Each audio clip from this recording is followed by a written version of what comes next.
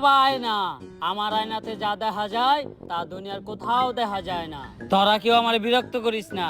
আমি এই দুনিয়ারে বাঁচানোর লিগা এক গভীর ধ্যানে বইছি, যা আগামী 20 বছরও ভাঙা সম্ভব না।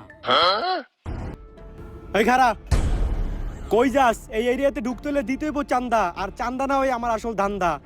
ওদেরকে আসতে দাও, জনি সায়েন্টিস্ট আমার পরিচিত। এজেন্ট পরিচিত হও, ফেসবুক কন্টেন্ট ক্রিয়েটর। কিছুদিন আগে আমি ওদের কয়েকজনকে জম্বির হাত থেকে বাঁচাইছি। ফেসবুকে কন্টেন্ট বানাইতেন আপনি? কি কন্টেন্ট বানাইতেন একটু দেখান তো।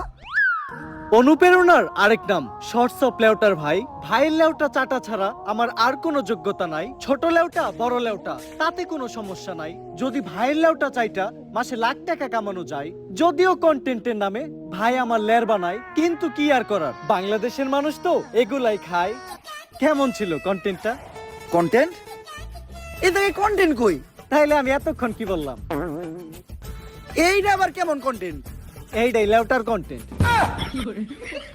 এই লেউটার কন্টেন্ট মানে কি কোনো ইনকাম টিনকাম হয়? এই লেউটার কন্টেন্ট বানায়া আমার এক মাসের ইনকাম 40 লাখ টাকা। ভাই কোনো মতে কি আমার এই লেউটার কন্টেন্ট বানানো শেখানো যায় না? শোনো, তুমি যদি আমার কাছ থেকে এই লেউটার কন্টেন্ট বানানো শিখতে চাও, তাহলে প্রতিদিন তোমার আমাকে 10,000 টাকা করে পেমেন্ট করতে হবে। কারণ আমি তোমার কাছে আমার টাইম বিক্রি করতেছি। It's call value of time. আসলে আমি একজন এজেন্ট, তো দিনের বেলা ব্যস্ত থাকি। কোনো মতে কি আমার কাছে রাইতের সময়টা বিক্রি করা যায় না? হ্যাঁ অবশ্যই, কিন্তু রাত্রের চার্জটা একটু বেশি, 30,000 টাকা। দিনের সার্ফ এত কম, রাইটের সার্ফ এত বেশি কে? It's call value of back side.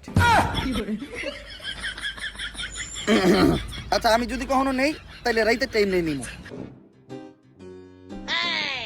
উনি কে? আমি